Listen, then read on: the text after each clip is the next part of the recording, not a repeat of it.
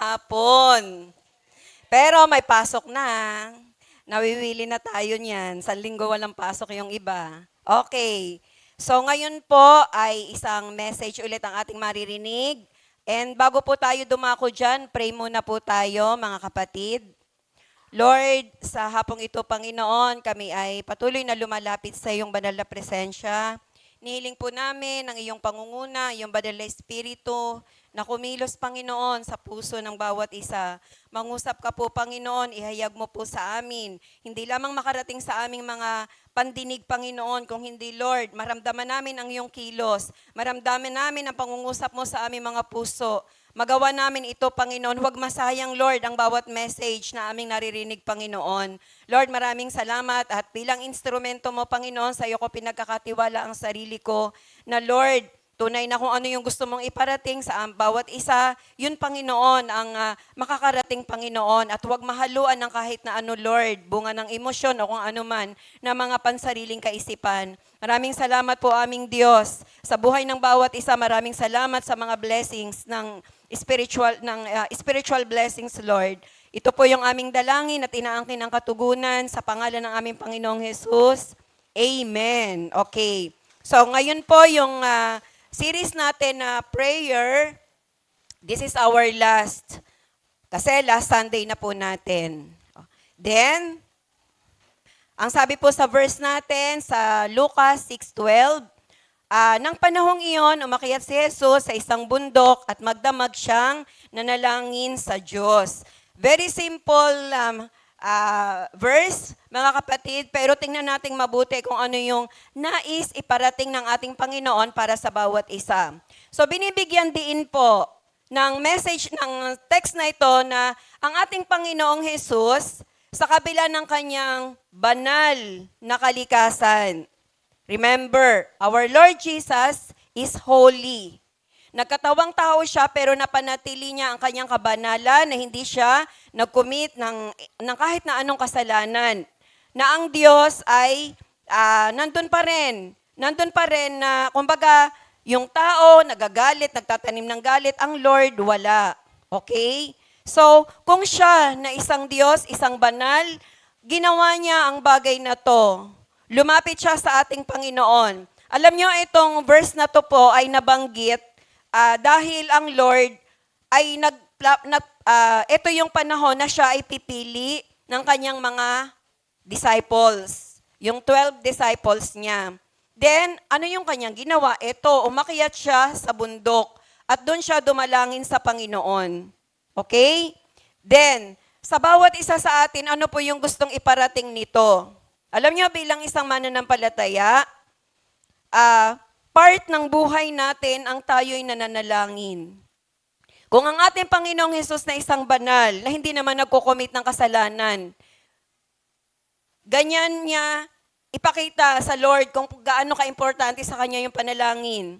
So yung pag-akyat niya dito sa bundok symbolizes na gusto niya talaga ng intimate communication with God.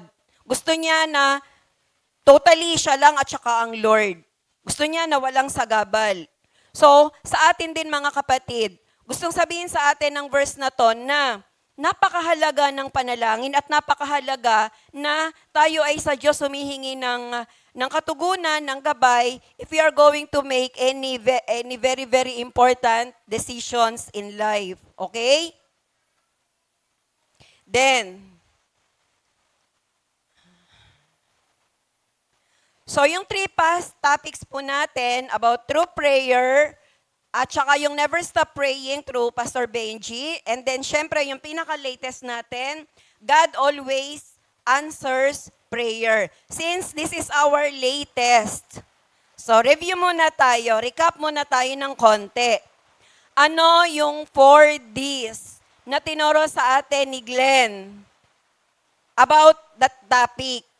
Sino yung present po last Sunday? Taas nga ang kamay. Sino yung mga nandito? Ay, si Joan lang ang malakas ang loob na tumaas ang kamay. Parang yung iba, hindi.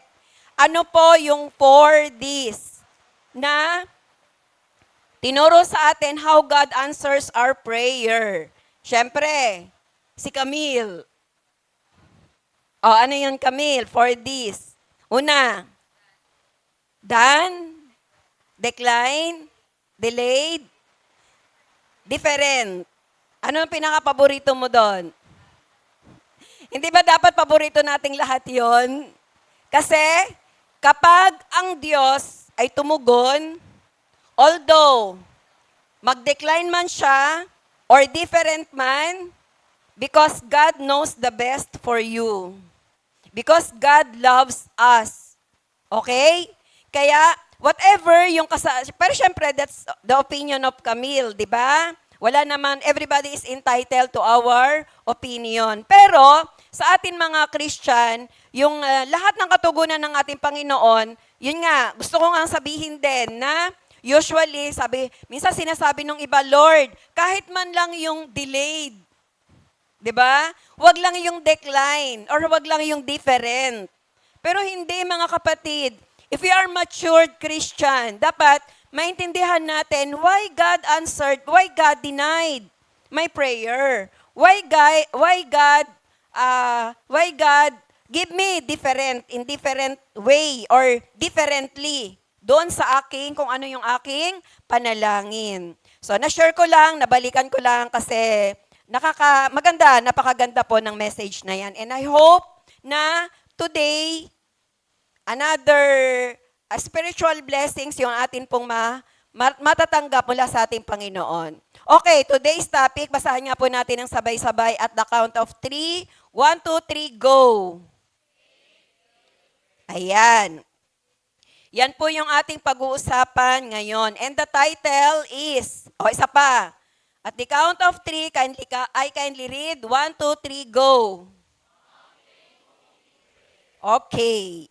Mountain Moving Prayer po ang title ng message ng ating God for today.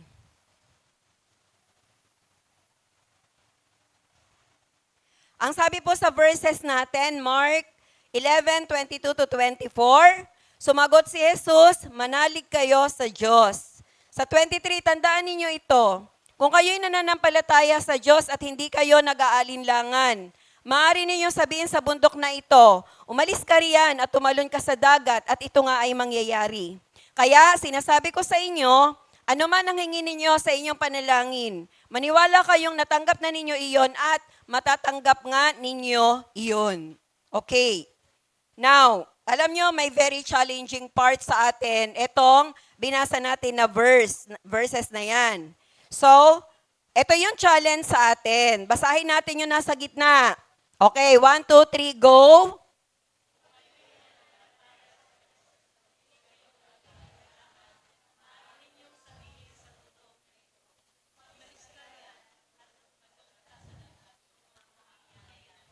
O, hindi ba challenging yan? So, ang tanong, may tanong ako sa inyo mga kapatid.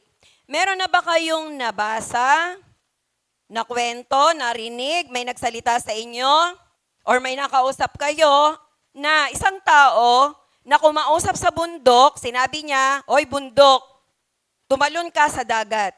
At nangyari nga. Sinong mayroong alam ganyan na story? Si Melbs, baka may alam si Melvin. May alam kang ganong story?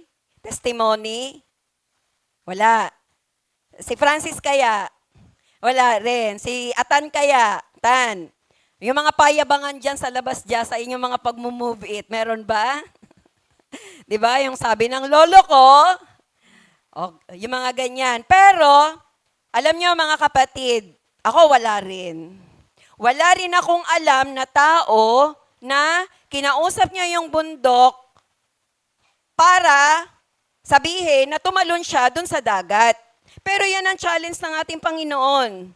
Kung ikaw may pananampalataya, ang sabi ng Lord, kung ikaw ay isang tao na may pananampalataya, pag sinabihan mo yung bundok na yan na tumalon sa dagat, mangyayari iyon. Okay? O sabi mo sa katabi mo, yan ang pag-uusapan natin ngayon. Kaya ang title ng message ay Mountain Moving Prayer. Ang tanong, excited ka na ba? Alright, now, we have 3 important things to talk about in this topic. So number 1, the command. So what is the command?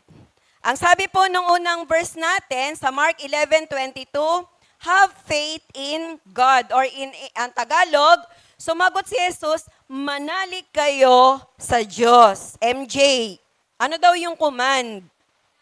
Manalig kayo sa Diyos. Sabi mo nga sa katabi mo, manalig ka sa Diyos. Yan ang command sa atin dito. Okay, ngayon, eto. Question. Sino si God para sa iyo? Siyempre, kung may tanong, may sagot. Sino si God para sa iyo, Jane? Provider. Sister Mateo, Sister, pangalan ito. Ang Diyos, Jesus Christ ang ating Savior. Pero ang Diyos, sino ang Diyos para sa iyo? Our Lord Jesus is our Savior. Pero yung Diyos Ama, sino sa iyo ang Diyos Ama? Si Sister Cherry Lou. Creator. Kay Sister Feli. Sino si God para sa iyo? Creator din. Kay Sister Mama ni Angelina. Parehas lang. Okay. Now, alam niyo mga kapatid, ang inyong mga kasagutan sa tanong na iyan ay sumasalamin kung paano ninyo pinananampalatayanan ang ating Panginoon. Kung paano mo dinidescribe ang Lord, yun siya sa'yo. Amen? So, kung ano na-experience mo sa Kanya, ganun mo siya madidescribe. May isa pa. Okay, ano sabi dyan? Ay, wala pa. Yan, sabi dyan, complete the above with as many words as you can. O, walang limitasyon to. Ano? God is blah, blah, blah, blah. Ibig sabihin, dugtungan mo po iyan. So, ano po ang pwede nating maidugtong dyan? Si Joanne. O, dugtungan mo yan, Joanne, with as many words, ha? Mas malakas dapat ang boses sa ulan. Di ba malakas boses mo, Joanne?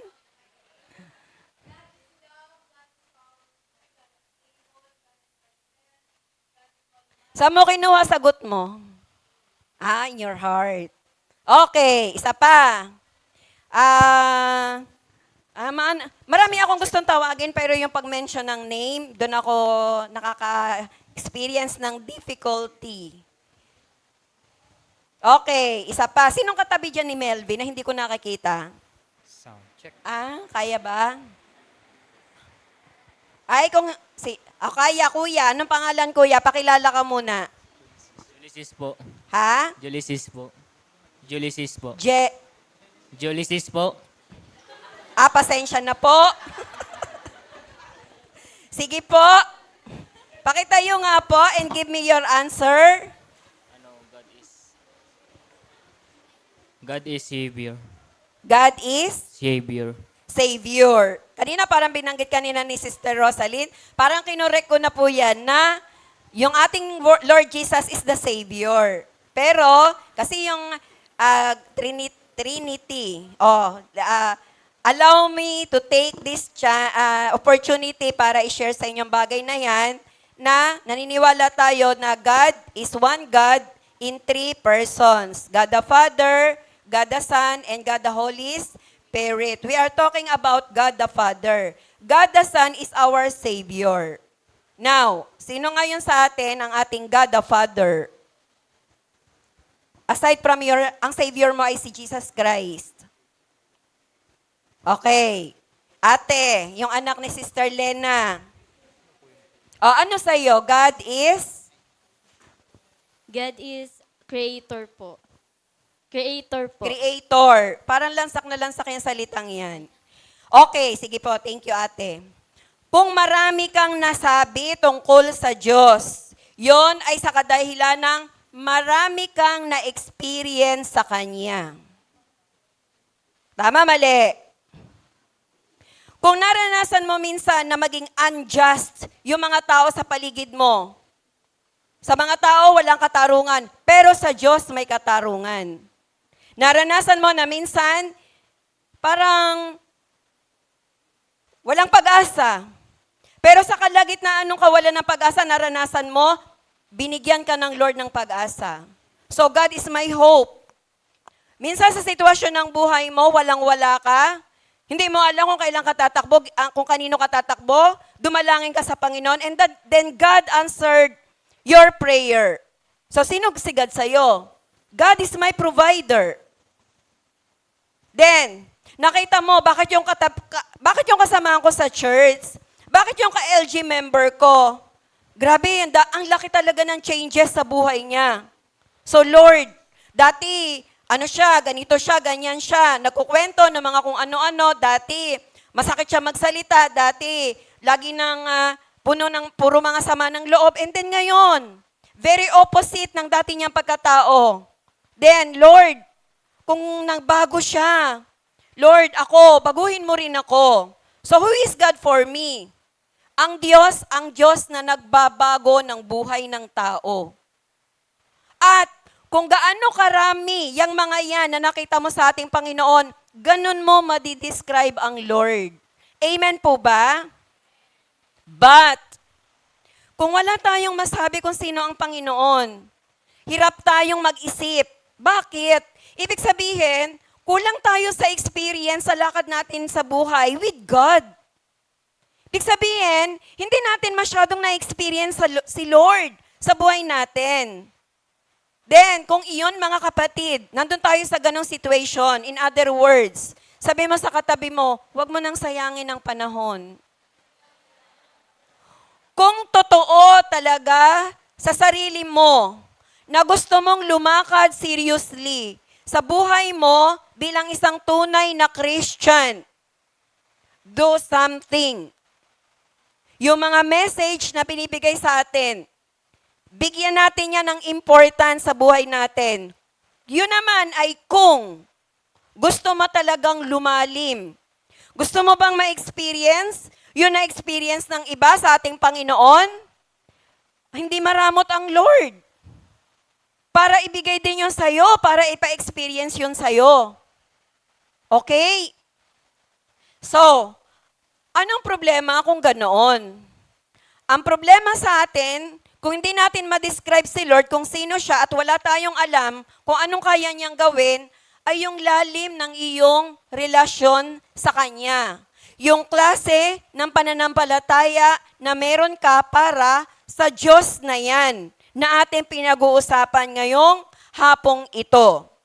Then, alam niyo ba na ang ating Ama ay tumutugon sa panalangin depende sa kung gaano kalaki o kung gaano kaliit ang iyong paniniwala or pananampalataya sa Kanya. Huwag mong i-expect na yung narinig mong isang tao na nag-testify kung paano niya naranasan yung mga himalang ginawa sa kanya ng Panginoon, kung paano niya naranasan yung kasagutan sa mga panalangin niya, kung paano yung tinugon ng Lord, na dahil narinig mo, ay, si sister, si brother, si pastor, or kung sino man na mga leader nyo, ginawa yun ng Lord sa kanya. So magpe-pray ka rin. Don't expect na yung answer sa kanya, yun din ang answer sa'yo. Dahil, ang Diyos ay tumutugon nga sa kung paano mo siya pinagtiwalaan. Kung paano mo siya pinaniwalaan na ibibigay niya yun sa'yo. Kung anong tingin mo sa Panginoon. Ang hirap kasi sa atin mga kapatid. Ganito yung gusto mo, pero ganyan ang tingin mo sa Diyos. Huwag na lang. 'Di ba? Yun yung sinasabi po natin. So meron akong nais i-share na story. Hindi po ito story na kinompose lang. This is a true story. Totoong nangyari. So, story ng one scene in the life of Alexander the Great. Who is Alexander the Great? He is an emperor. Okay, alam niyo naman yan, naririnig natin yan, 'di ba, sa history, ang tungkol kay Alexander the Great.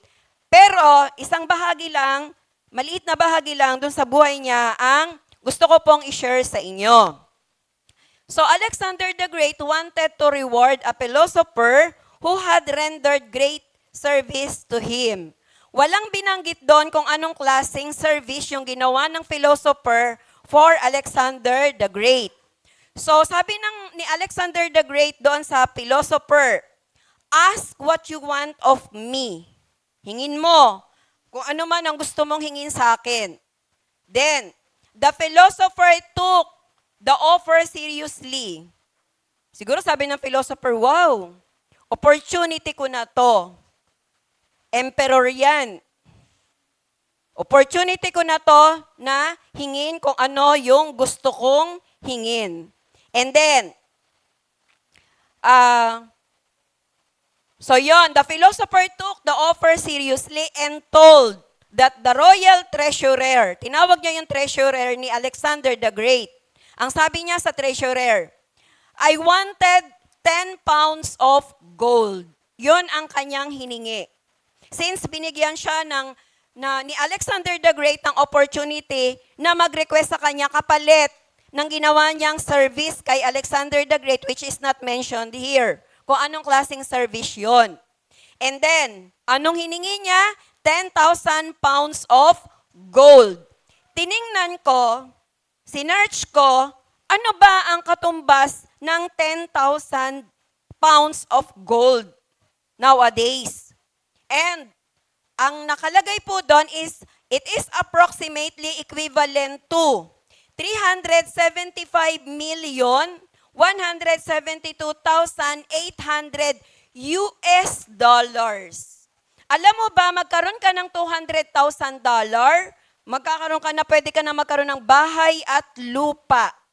How many $200,000 is equal to 300, almost $400 million. At ito ay katumbas sa peso sa 21 billion pesos, more than 21 billion pesos. Hindi ko na nilagay ang butal sa 21 billion. Pondo na ng isang ahensya ng pamahalaan for the whole year.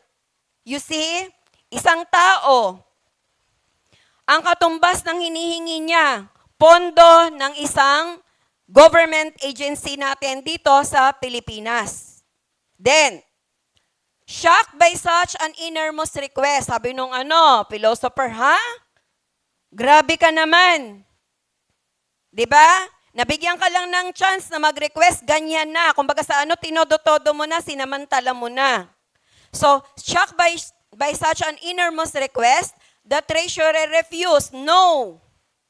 Then he went in anger to the emperor. Galit na galit siya doon sa philosopher. Pumunta siya sa emperor. Ang sabi niya sa emperor, this man has asked too much. Masyadong malaki yung hinihingi niya. His request is unreasonable. O, yun ang sinabi ni treasurer kay emperor. Okay. Then, Alexander the Great listened patiently and then instructed the treasurer, give what he asked. Sabi ng philosopher, ibigay mo kung ano yung kanyang hinihingi. Bakit ang isang katulad ni Alexander the Great, na may isa lang taong humingi ng ganon, kalaking halaga, ay ganon lang kadali sa kanya na ibigay ang request ng philosopher?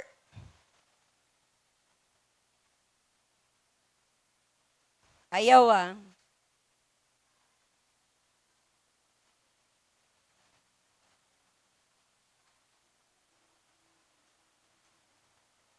Yan. Ang sabi po ni Alexander the Great, sabi niya, he honored me 3 ways. First, He believed my word. Second, he believed my wealth. Third, he believed my willingness to do what I said I would do. Yun ang dahilan kung bakit binigay ni Alexander the Great ang napakalaking halaga na hiningi ng philosopher. Give him the money. He has honored me by his great faith in my words. Alam nyo, mga kapatid, si Alexander the Great is just like you. Nagkakamali.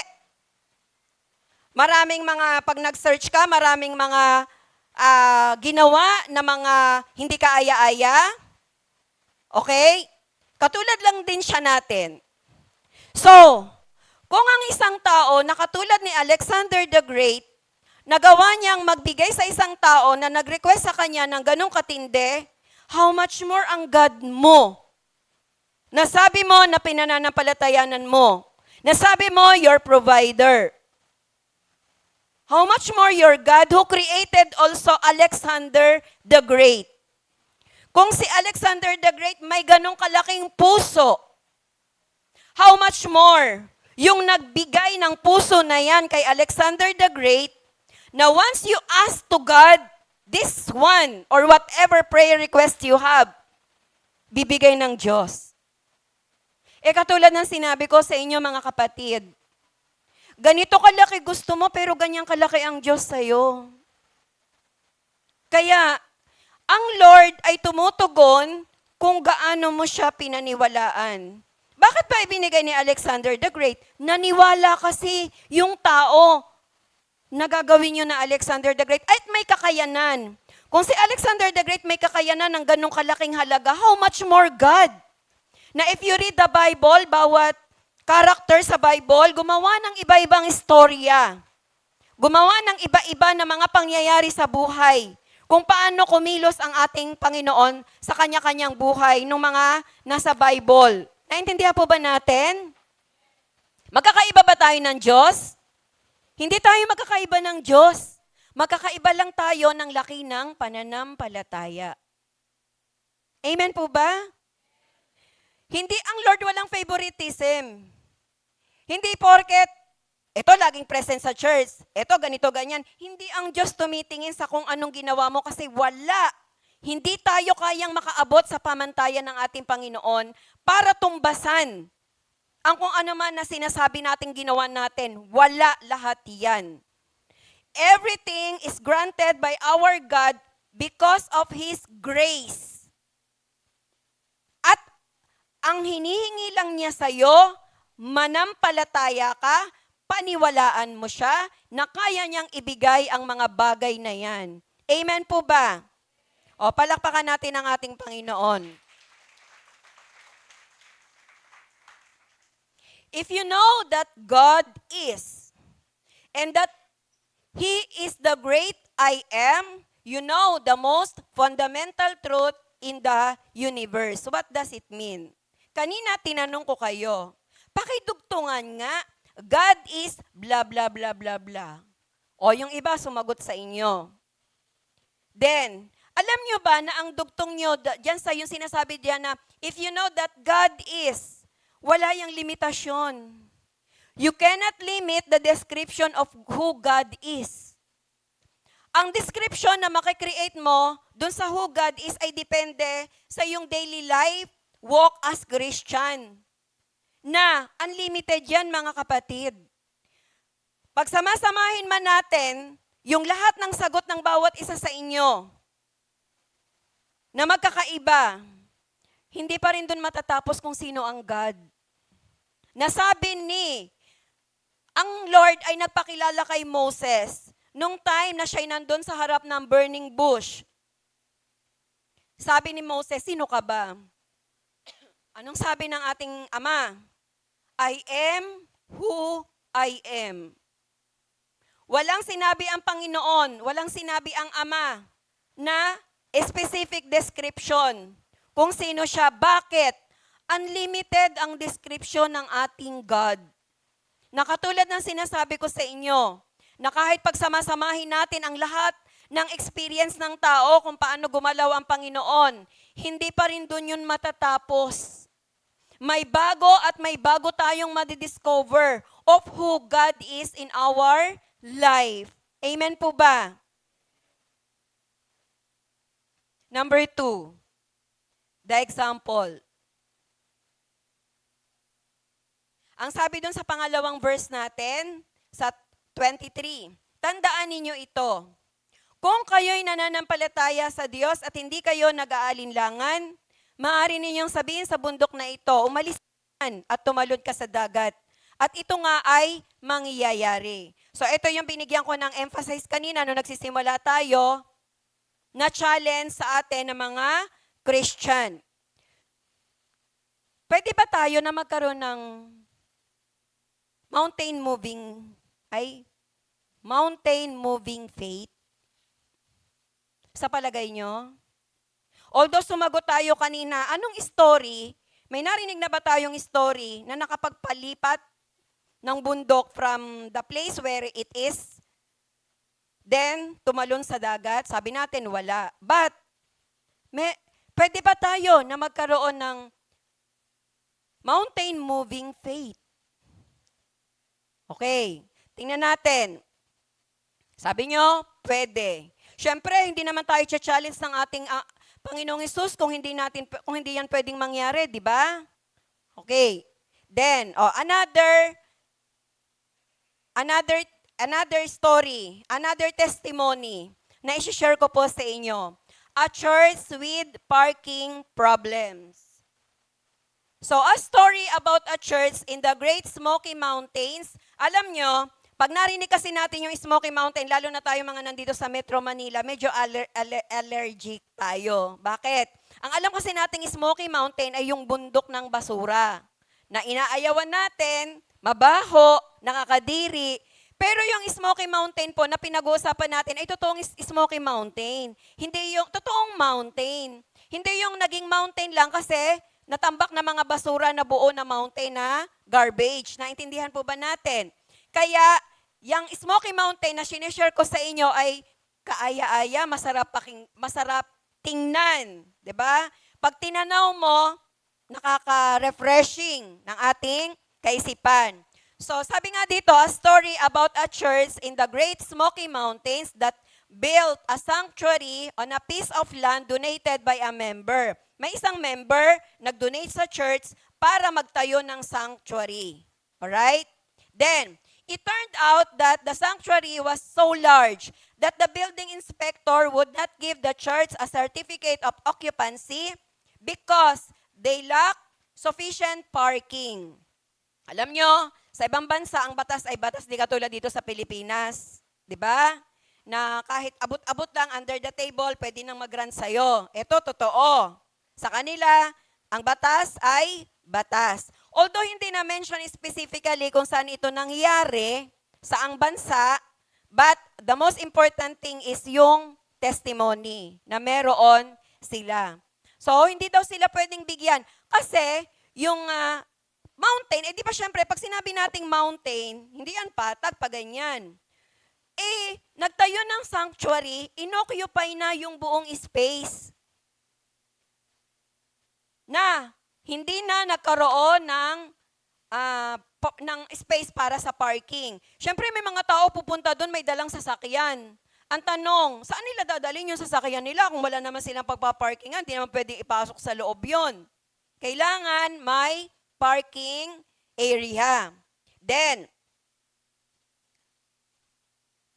so evidently, the new building took up all the available space. Yun nga daw, kinuha. Kumbaga, tinayo yung sanctuary, lahat-lahat na occupy na. The only unused part of the property was a mountain adjacent to the sanctuary. So yung mountain na yan, kung saan nakabuild yung sanctuary, may katabi siyang mountain. Mountainous, di ba? Ganyan. Then, yun daw lang ang possible na pwedeng gawing parking lot. So, the Sunday before the new sanctuary was to open, i-open na. Naka-schedule niya ang sanctuary na to open the next Sunday. The pastor called for those who believed that God could still move mountains to come to a prayer meeting that night.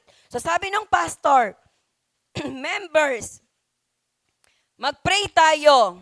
Lahat ng mga naniniwala that God can move that mountain. Pumunta dito, sumama sa ating prayer meeting mamayang gabi. Sabi ng pastor.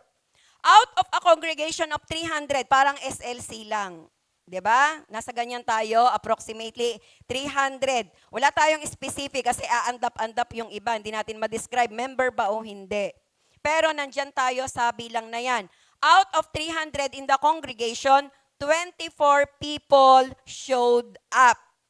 So may 24 people na nag-response na, God can move that mountain. Nakiisa siya sa panawagan ni pastor na to pray para doon. Then, after they had prayed for 3 hours, the pastor said, ganun, nagpray na sila. Then sabi ng pastor, somehow God would remove that mountain and pave the area in the next 7 days. The next Sunday, opening na ng sanctuary. So, dineclare ulit, inangkin na ni pastor na in 7 days, magkakaroon yan ng parking area. The next day, a man knocked on the pastor's door.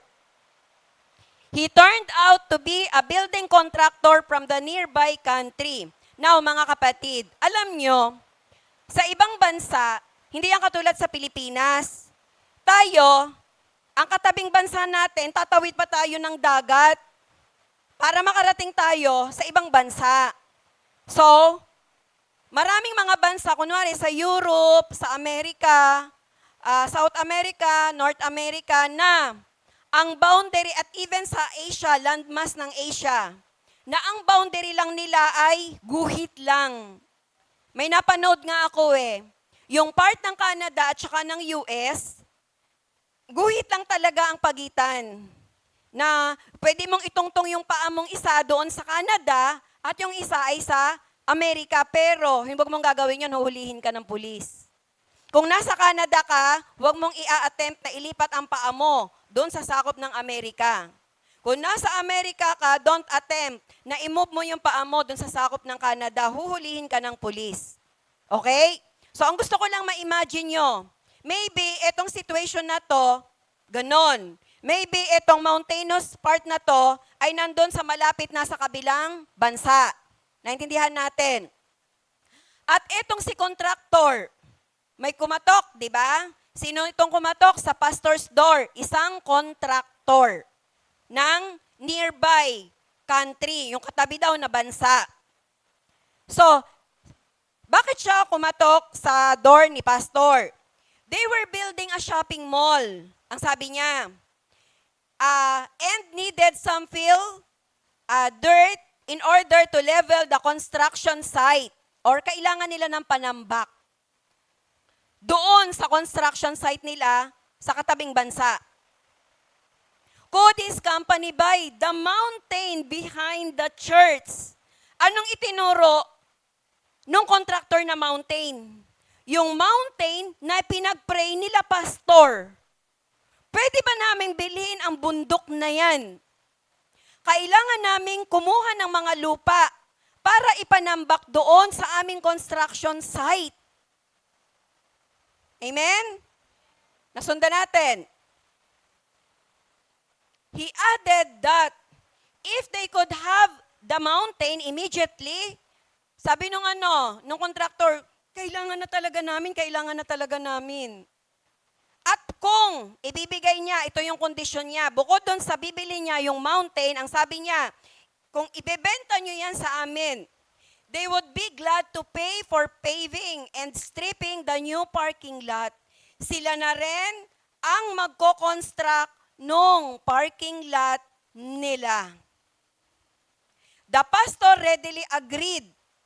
Diba? Very much doon sa prayer nila pastor. Na itong si contractor na bibili, sila pa yung nagmamadali. Sige na, benta nyo na. Nagbigay pa ng kondisyon na kapag binenta mo, papatagin namin yan. Gagawin namin, kami na ang gagawa ng inyong parking lot.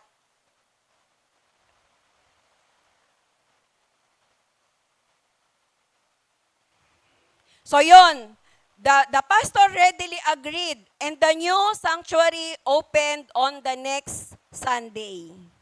Kung ano yung day na schedule to open the sanctuary, nangyari. Mga kapatid, ang pagitan, 1 week. A week before, buo pa ang mountain. Pinag-pray. Sumagot ang Lord. Amen? So, can we have a mountain moving faith? Parang wala pa ring effect sa inyo yung story. The person who wrote the story, ito, syempre may nagsulat nito. The person who wrote the story commented that there were far more members with mountain moving faith that Sunday than they were the previous Sunday. Na witness. Nangyari, yung pinanampalataya na ni pastor at ng 21 people in the congregation. At dahil na witness ng buong congregation and maybe hindi lang buong congregation, lahat ng mga nakabasa nito, lahat ng mga na-share ng story na to, nadagdagan ang mga tao na nagkaroon ng mountain moving faith. Ngayon, eto bang story na to nakaantig sa inyong puso para kayo magkaroon din ng mountain moving faith? Lahat nga ng naantig ang puso na God is. Pumalakpak ng malakas.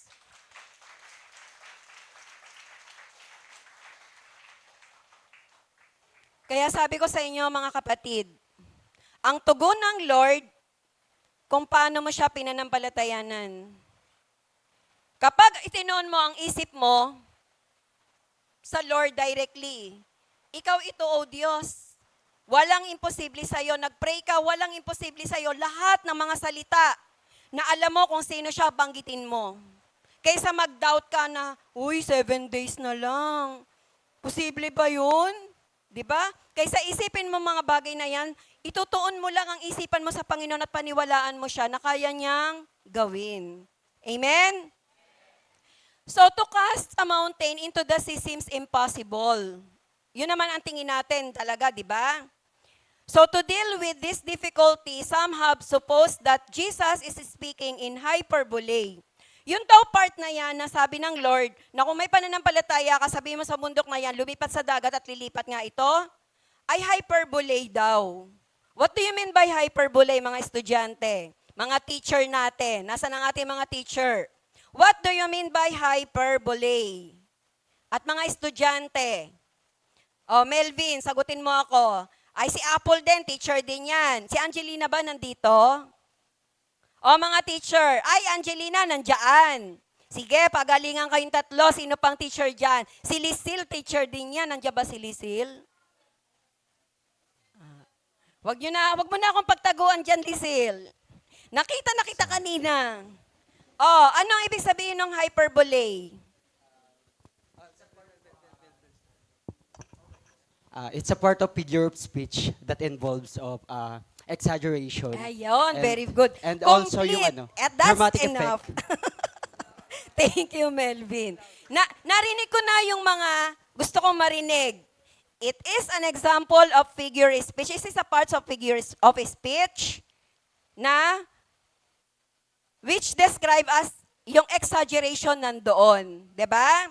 So one of the figure of speech, exaggerated statement or claims not meant to be taken literally. Okay? Then, lakasan ko ang boses. Mas malakas ang boses ko sa iyo, Ulan. So, that uses an absurdity. Anong ibig sabihin nun? Walang katotohanan. So, to point out that the great possibilities of prayer. Sabi ng iba, sinabi lang daw yun ni Jesus Christ para makuha yung kanilang pansin para mag-pray. 'Di ba? Pero, sabi dito, however, I tend to think that the words of Jesus are quite literal. O 'di ba? Yung story na yan ng church, 'di ba literal yan? Na yung bundok, hindi mo man nakitang tumalon sa dagat. Pero yung purpose ng mga tao kung ba't sila nag-pray about that mountain ay nangyari. Na magkaroon doon ng parking lot. At yun ang pinaka-importante. Huwag mong i-challenge si Lord na hindi mo naman kailangan. Para lang sabihin mo na, sige nga, totoo ba yan? Patalunin mo nga yung bundok na yan. 'Di ba? So kung anong kailangan ng tao, binigay niya. Nangyari. Amen?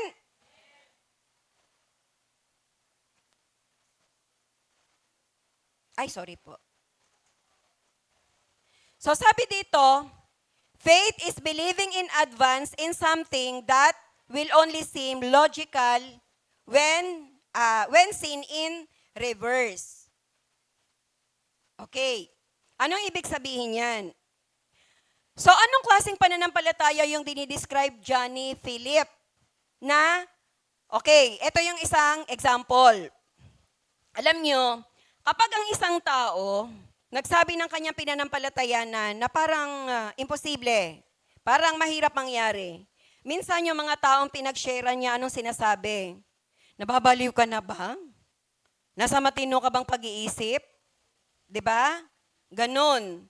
Pero alam nyo, huwag mong pansinin ang mga tao na yan.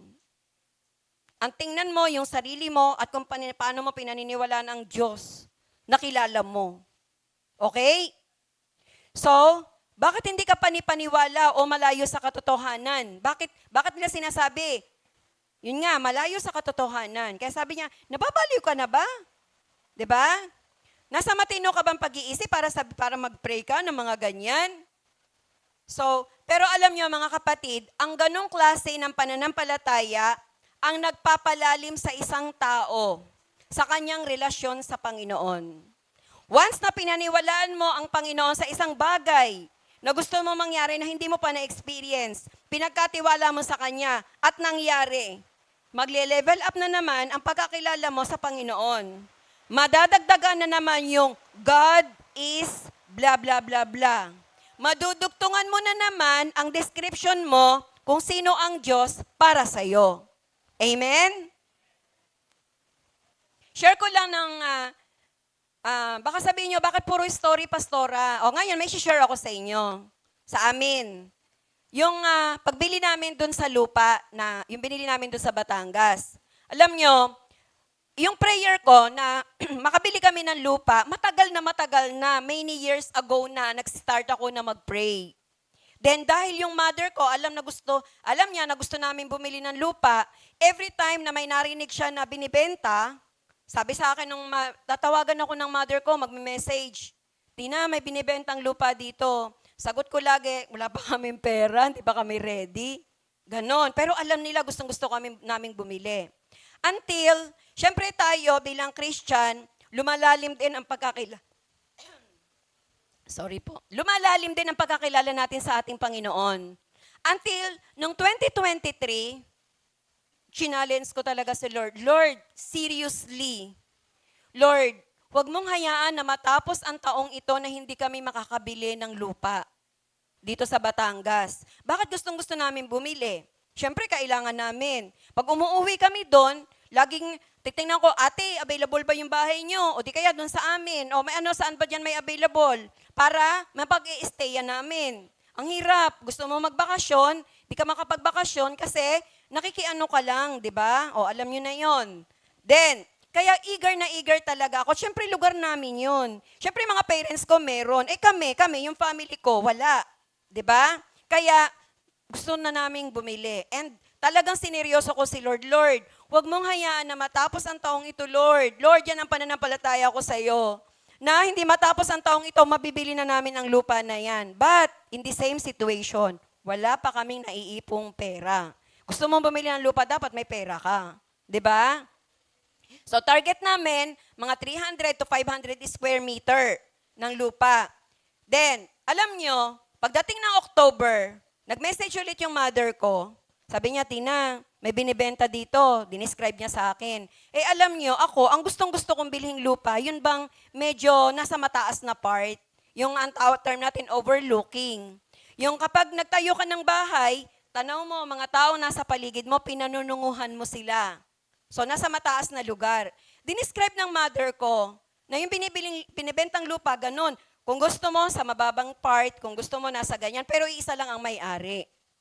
Then, alam nyo, sabi ko sa Lord, Lord, ako nagpray ako sa iyo na gusto ko nang magkaroon kami ng lupa. So, alam nyo ba, very eager. Sabi niya, puntahan mo, tingnan mo, kasi baka may iba nang makabili nun. Then, October yon, November, umuwi kami. Then, tiningnan namin. Malayo pa, nakita ko na yung lupa na binibenta. Alam nyo talaga, nandun yung tibok ng puso ko. Yan talaga yun. Yan talaga yun. Ganyan talaga yung gusto ko. Overlooking. Pag nagtayo kami ng bahay, ang taas, then umakyat kami, alam nyo ang hangin, kabi-kabila, hangin dito, hangin dyan, pero bumaba ka ng konti, wala na masyadong hangin. Pero yung lugar, grabe ang hangin talaga. Mararamdaman mo yung province vibe talaga niya. Sabi ko, ito talaga yun. Ito talaga yun. Then, maliit na burol kasi yun. Sabi nila, approximately, ang sukat niyan ay nasa 2,000 square meter. So, binibenta nila yun ng buo. Ay, ang plan lang namin, 300 to 500, ganon. Kasi feeling ko, yun talaga ang kaya ng budget namin na wala pa nga eh. Wala pa nga available na pera eh. 'Di ba? Pero, nung nakita ko yun, parang, sabi ko, bibili natin to.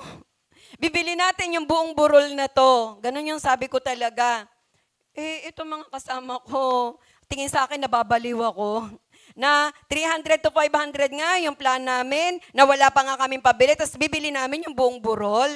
Then, sabi nung may-ari, binibenta nila ng 1,500 per square meter. Ibig sabihin, 2.5 million kung aabot siya ng 2,000 square meter ang halaga. 'Di ba? Ang may-ari, may sakit. Kailangan nila ng pera. Ibig sabihin ko, sino unang makipagsarado ng deal, sa kanila mapupunta. So, ako talaga, I pray. And then, pagluwas namin, sabi ko talaga sa mga anak ko, kami ng asawa ko nag-uusap. Then, December, niyaya kami nila EJ, kasi birthday nila ng December, punta kami ng Intra, magse-celebrate ng birthday nila. Ito yung time na sinabi ko, yung gusto ko. Alam naman nila, kasi kasama namin silang umuwi. Pero, yung decision ba, bibili natin yung buong burol. Sabi sa akin nung dalawa, sira ang araw ng birthday celebration nila. Ma, maging realistic ka nga. Wala nga tayong pera pang naipon eh. Kailangan na nung may-ari ng pera. Then, iniwan ko sa kapatid ko yung message. Sabi ko, ikaw yung makipag-usap sa may-ari. Sabi mo, bibili namin yung buong burol. Yun ang iniwan ko sa kanya. Then ito naman kapatid ko, update sa akin. Ate, ganito, ganyan. Tawaran mo, ganito, ganyan. O sige ate, gawa naman yung kapatid ko until nag-end kami sa 800 per square meter. Ang laki nang nawala.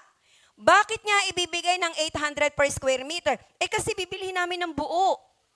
Pero kung hindi namin bibili ng buo, balik tayo sa 1,500 per square meter. Laki ng difference. Then, hanggang sa, very negative talaga itong mga kasama ko. Pero, alam nyo, kahit sila ganon, I focus my mind to God. Sabi ko, pinaramdam mo na yan sa akin, Lord. Biro mo, pagkita ko pa lang, gusto ko na. And then, hindi man siya nag-match at bigger pa doon sa gusto ko. Gustong-gusto ko talaga, maangkin yung burol na yan. At kapag hindi namin din nakuha yun ng buo, at ibang tao kung sino-sino, ang dami kasing nagtatanong doon. Yung katabi, Cavite, ang taga Cavite yung bumili, kung saan-saan mga lugar yung mga nakabili ng lupa. Kasi malaking malaking mother title, malaking lupa, 3 hectares, na binibenta ng paunti-unti. So sabi ko, sa dami na naghahanap na to, then, pag binili nila yan, wala na. Hindi naman ako pwede makiusap sa may-ari, kailangan na nila yung pera. Ang deal nila kung sinong mauna siya. 'Di ba? Then, alam nyo, sinabi ko sa kapatid ko, sabi ko, Mio, sabihin mo nga sa may-ari kung pwede kalahati na lang. Then, alam nyo ba, sobra akong na-amaze sa Lord. Kasi ito mga kapatid ko, ano yan, syempre, gusto rin nilang bumili, pero ang problema din nila, pera. 'Di ba? Gusto mo, sino bang ayaw magkalupa? Pera din ang problema nila. Pero alam nyo, nung sinabi ko dun sa kapatid ko na, Mio, sige, kalahati na lang kukunin namin. Sabi nung kapatid ko, sabi niya, ate, alam mo ba, kung binili mo ng buo yan, makikiusap talaga kami sa'yo, ibigay mo sa amin ng kalahati. Did you get what I mean? Yung mga kapatid ko, hindi na naman nila plano eh. Pero nung time na sinama ko sila doon, ganun din sila na in love doon sa place. Na gusto na rin nilang bumili. So, yung problema ko, na hindi naman namin kayang bili ng buo, pamilya ko pa rin ang sasalo na hindi naman nila talaga plan. So, ganun ang Lord. To make the long story short, nakipag-deal kami sa may-ari at ang usapan namin within 1 year. 2024, tatapusin namin ang pagbabayad hanggang December 2024. At bayad kami pagdating ng December 2024. So palakpakan natin ang ating Panginoon. So nung binayaran namin yan mga kapatid, hindi ganun kadali. Marami pa rin mga nag-arise na problem. But every time problem arise, mas malaki ang Diyos. Ganun ko tiningnan ang Panginoon. Walang imposible. Hindi ko inisip saan kami kukuha. Ang inisip ko, mapapasa amin yan. Kasi alam ko yung Lord, kaya niya mag-provide. Na kahit yung mga tao sa paligid ko, ang aking mga anak, disagree, nag-agree na. Nung time na yan, si Pastor Benji, half-half yan eh. Kalahati ang favor niya sa akin, kalahati sa kanila, sa mga bata. Pero ako talaga, pinag-pray ko yan. And then, every one of us, tulong-tulong kami, nakaprovide kami ng pambayad. Amen? So yan, ang akin pong story about buying a lot. So lahat tayo mga kapatid may bundok ng kahirapan. Maaaring ikaw ay naatasan ng isang trabaho, assignment na work, na para bang sa tingin mo, hindi match sa kakayanan mo. Hindi mo kaya. Maaari rin na yung broken relationships, family mo, or broken marriage. Maaari rin ang habit of sins. Yan yung ating mga struggle. Health issues. Loved one who is far from the Lord.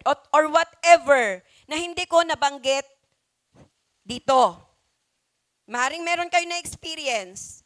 Pero mga kapatid, ang challenge sa atin ng Lord, take those situations as your opportunity to deepen your relationship to God.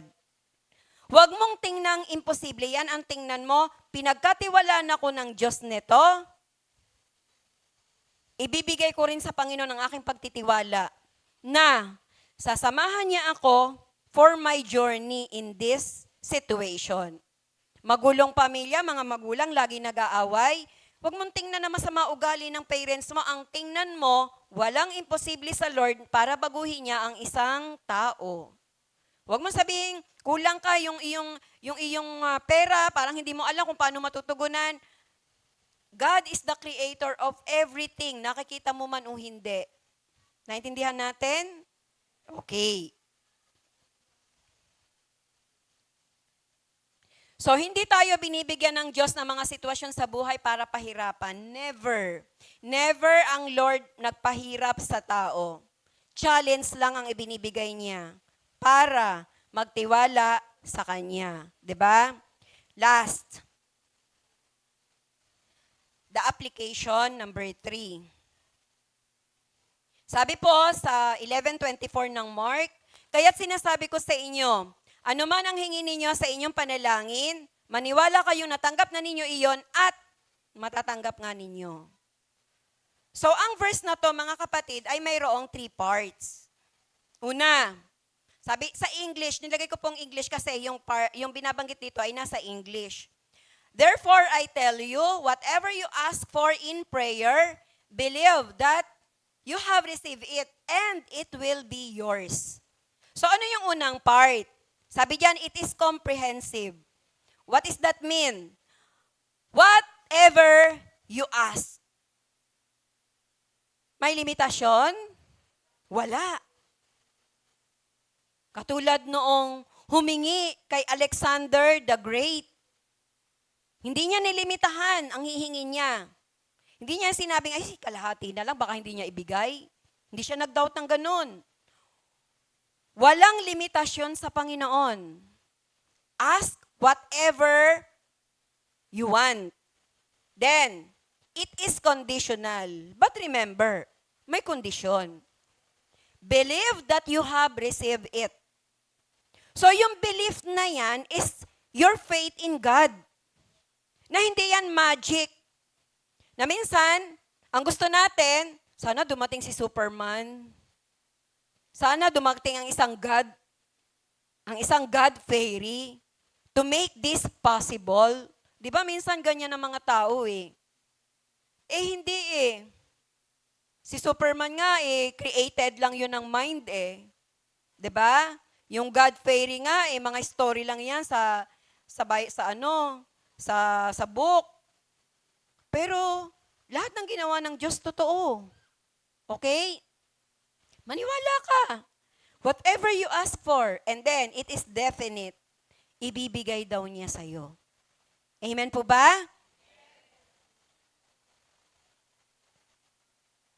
Sabi po dito, we are to pray in the present. Yan ang trabaho natin. To show your faith to God, you pray. Yun naman ang ating tool para maiparating natin sa Diyos ang message natin. Pray. Ngayon, manalangin ka, ilapit mo sa Panginoon, trabahuhin mo ang pananalangin. With the assurance that God has already granted our request. Even though the answer will not come until the future. Huwag mong problemahin kung kailan dadating kasi problema yun ng Panginoon.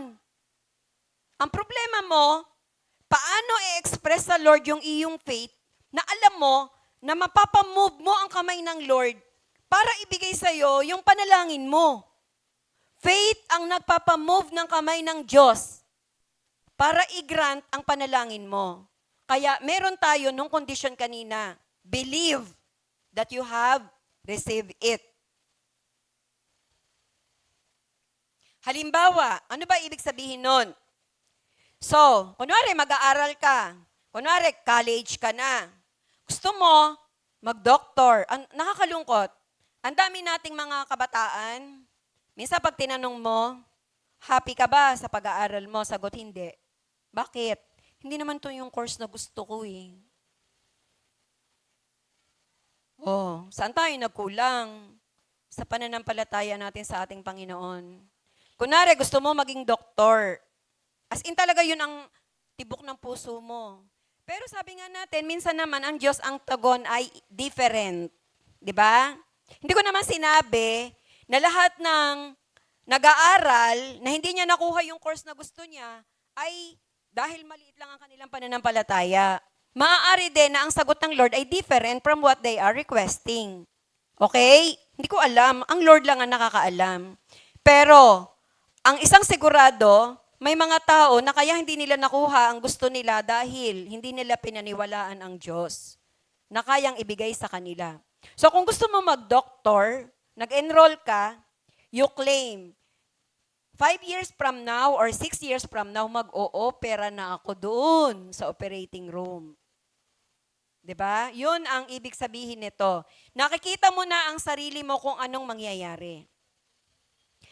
So kunwari, meron kang contest, nasasalihan. Pangarapin mo na, saan ba kami magse-celebrate ng winning namin? Pero lalaban ka pa lang ng contest. Or, gusto mo bumili ng house and lot. Lahat naman tayo nangangarap niyan. Pero huwag mo sabihin hanggang pangarap lang yan. Sabihin mo sa Lord, Lord, mangyayari yung house and lot sa buhay ko. Magkakaroon ako niyan. Titira ako sa bahay na pangarap ko. At sa lugar kung nasaan yung lot na bibilhin ko. Amen? Ganon ang ibig sabihin po nito. Okay? Because God is God, we may be sure that He is at work answering our prayers even before we pray them. Naniniwala ba kayo na hindi mo pa nga hiningi, may katugunan na sa iyo ang Diyos? Lahat tayo may inilaan ng Panginoon.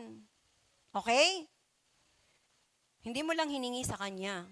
para ibigay sa'yo. And because God lives outside of time, ang Lord kasi hindi time-bounded. Anong ibig sabihin? Ang Lord kasi hindi, kung tumugon siya, hindi yung after 5 years, bibigay ko sa'yo, hindi ganon. Kung kailan ka ready. Kung kailan, kailangan mo. So, hindi siya nagbibigay, nagseset ng time. Ikaw ang nagseset ng time sa sarili mo kung kailan ka tutugunin ng Panginoon. Amen po ba? So, the prayers we pray today are certain of fulfillment yesterday, even though we won't receive the answers until tomorrow. Parang katulad lang ito ng isang tao na, halimbawa, sa December, mamimigay ako ng regalo sa aking mga inaanak.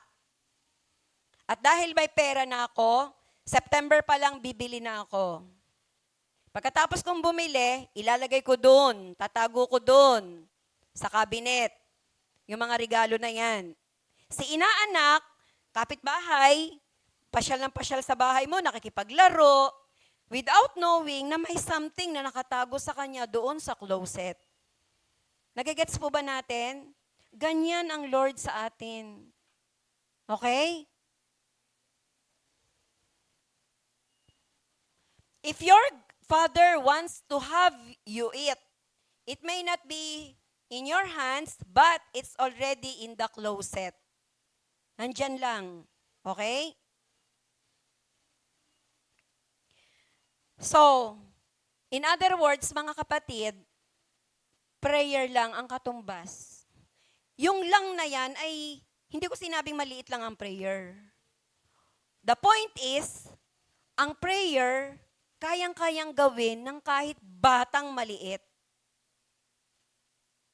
At minsan nga, yung batang maliit pa ang kapag nag-pray, ramdam ng Lord.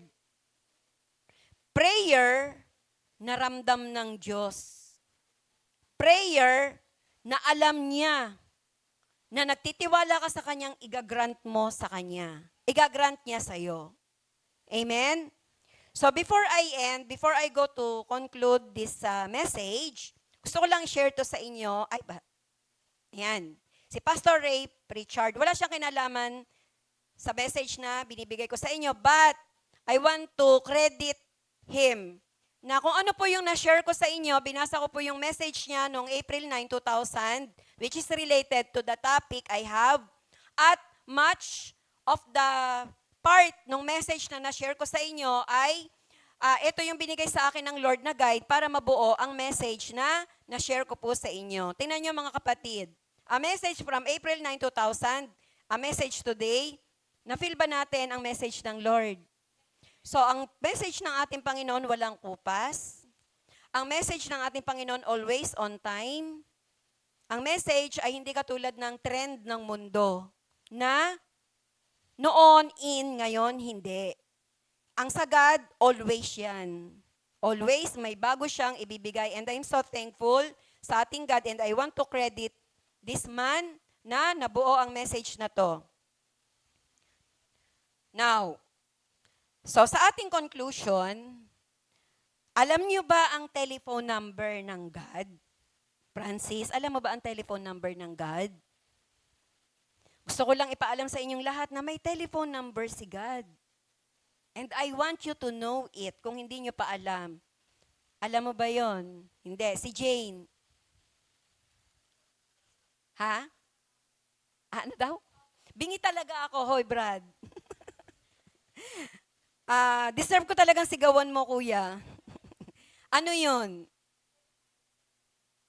Jeremiah 33:3. Bakit mo sinabi na yun ay ano ng Lord? Telephone number ng God. Kahit na part lang. Anong sinabi doon?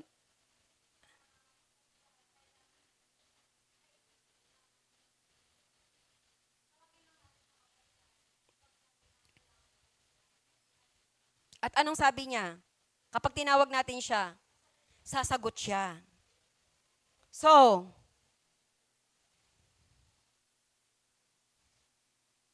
ayan.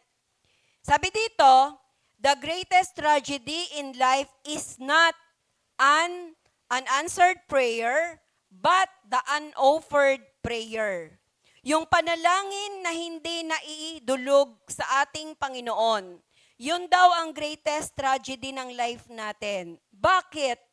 Kasi God is a prayer away lang from us. And God promised in Jeremiah 33:3, ginamit ito ni Pastor Benji kasi talaga associated ito sa topic na prayer.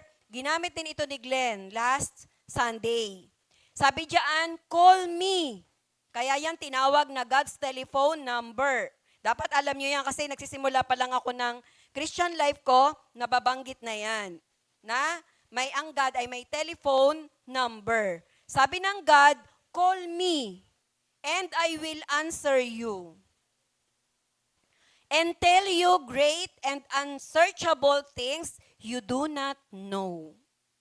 Bukod sa sasagot siya, yung mga bagay na parang sa'yo malabo, lilinawin ng Lord. Yung mga bagay na parang sa'yo, hindi mo maintindihan, ipapaunawa sa'yo ng Lord. Hingin mo lang sa Kanya. Amen po ba? Palakpakan nga po natin ang ating Panginoon. So, tinatawag ko na po si Pastor Benji.